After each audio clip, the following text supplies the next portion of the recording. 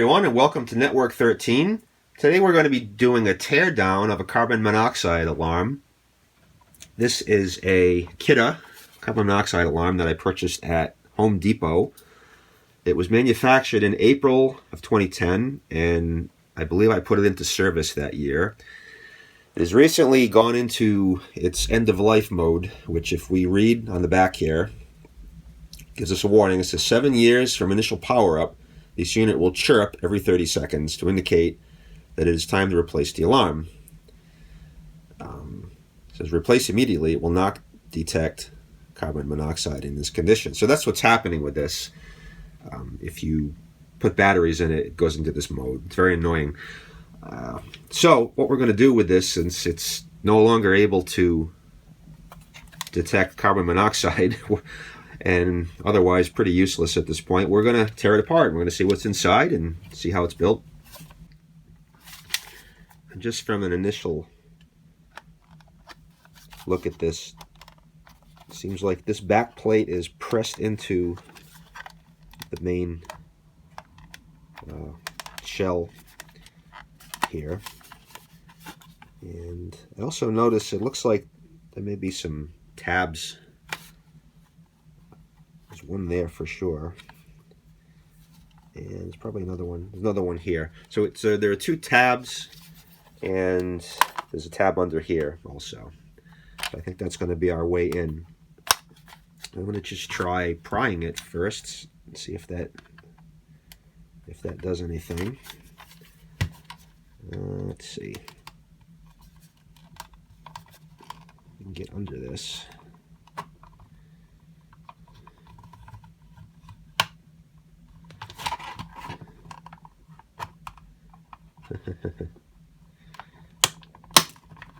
Okay, that one's broken. No user serviceable parts inside. Let me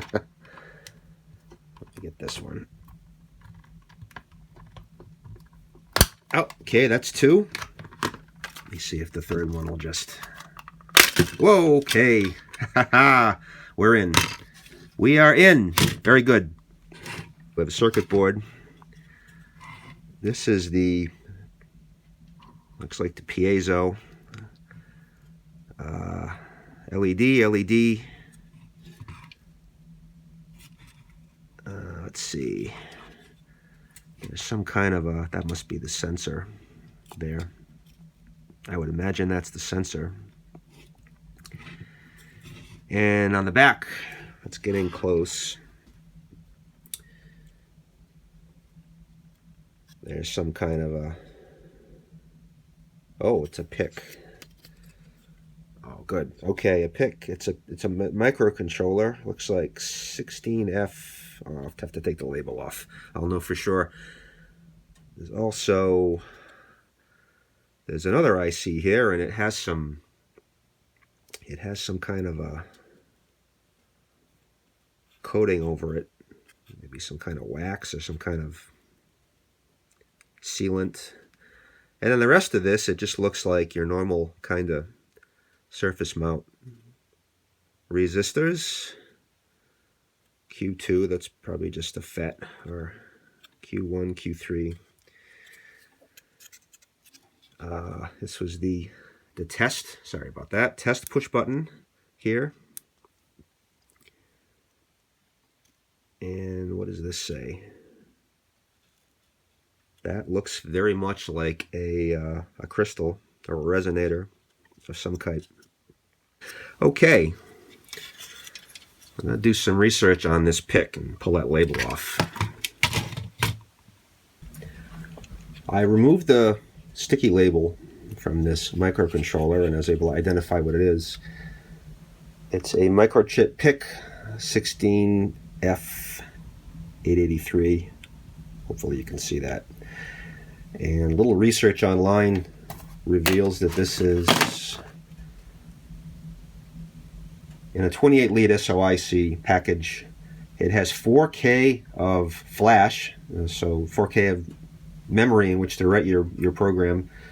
Has 24 I/O lines, an 11-channel A to D converter with 10-bit resolution, 256 bytes of double EEPROM and 256 bytes of RAM.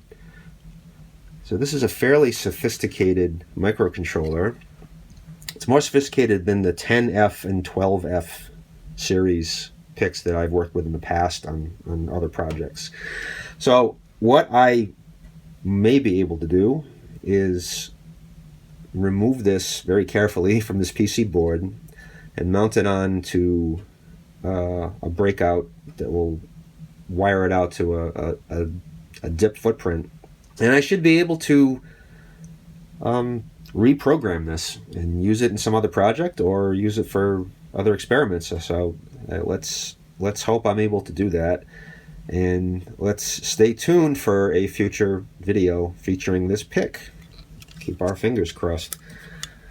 Now, another IC on this board is in this SO8 lead. And I don't know if you can see that. This is also a microchip product. This is an MCP 6042, which is a dual op amp. This can run on a single ground reference supply of as low as 1.4 volts up to 6 volts. And it features a low quiescent current of 600 nanoamps. Now that had some kind of a wax, as you can see there, some kind of a wax coating that I had to, I was able to scrape it off and clean it off pretty easy so I could read the number. There's also a third IC on here. It's this U7. If you can make that out. And it has a package marking CKG9. Now I was not able to determine what this was. I tried to find it online, but CKG9 is not the part number, it's just the package marking. So with a little more research, I may be able to determine what that is. If I had to guess right off the bat, I'd say it's probably a voltage regulator, perhaps like an LDO, but I don't know for sure. If I were to trace this board out and back engineer it, I'm sure I could figure out what it is. Let's see, what else is on here? As I said before, they're just kind of your standard fare surface mount parts. There's surface mount resistors, surface mount caps, some transistors, Q4, Q1, Q3. There's a surface mount diode over here, D4. And not much else as Q5 there. Not much else of interest on this side of the board. This is, by the way, a single layered board with no ground plane inside. So no traces on this side, no ground plane. And I know there's no ground plane because I can see the light shining through it. So all your traces are on this side. No, on the other side of the board, identify some of the other components. We saw this before. This is the piezo speaker or the piezo sounder.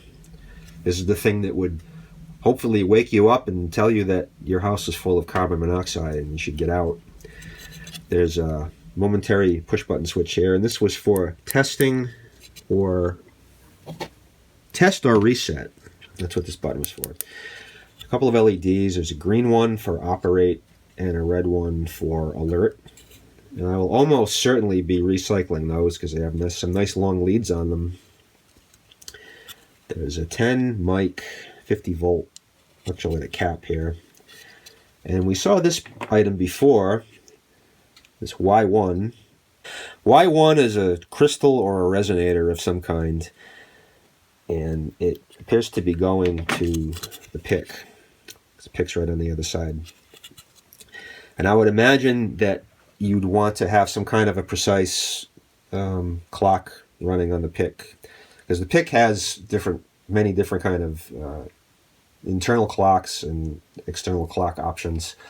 You wouldn't want to run it on the internal RC clock because those aren't precise at all. So if you wanted to make sure that you could end of life this device after 7 years, give or take a few weeks or months, you'd want to have the timing done with a crystal. Makes sense. This is an inductor or a choke. Pretty chunky looking too. This is marked L1. And this guy is the CO sensing cell. This has a Kidde part number on it, which I also was not able to find any information on. But just some generic information from the Kidde website tells me that this is an electrochemical carbon monoxide sensing cell. And these have a life to them. They have only so much time that they're able to effectively sense carbon monoxide, and after that time they're not effective anymore. So this is the main reason why this detector will end of life itself after 7 years, because you can't be sure that it's going to work after that. The cell is, I'm not sure how the cell works. I have no idea. It may get depleted or filled up, or I'm not sure what the physics and chemistry behind that is. Not my field. There are some headers on here, unpopulated, 100 mil headers. This one's J1, and I suspect that this was for a different version of this alarm that perhaps had an LCD display, because there's also an unpopulated push button on this side marked peak. And I would imagine that you'd hit this and maybe it would tell you what your peak reading was at any given time if you had an alarm condition. There's a J3 here, which says ICSP, which stands for In-Circuit Serial Programming. So you would be able to write your program to your PIC while it's mounted on the board, which is a nice feature, but this doesn't look like it's ever been populated. So I would imagine that these were probably purchased from Microchip with the program already burned in, so you could save that step in the assembly process. And then there's one more header, J4, which is marked debug. And also we have the part number of the circuit board and the schematic number, some internal Kidde numbers there. And I think that's it. I think I've shown you all the parts on here. Okay, so this wraps up the Kidde carbon monoxide alarm teardown, and I hope you enjoyed. This video. If you liked this video, please feel free to give it a thumbs up. If you didn't like it, feel free to give it a thumbs down. Any kind of constructive criticism is always welcome. Also, feel free to leave comments in the comment section, as long as they're not vile, hateful, or otherwise rude. You can email me at network13.contact@gmail.com. And feel free to subscribe if you look at my other videos and you like what you see there. Please, by all means.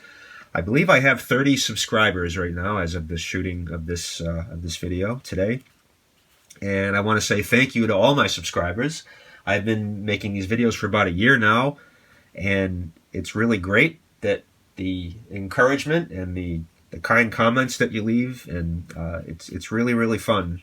I've had a lot of fun doing this, and I hope to keep doing it into 2019 and beyond. And also, one last thing, I will be putting links to the data sheets for the PIC microcontroller and the op-amp IC. I will be putting those in the section under the video on the YouTube page. And with that, I will say, as always, thank you for watching.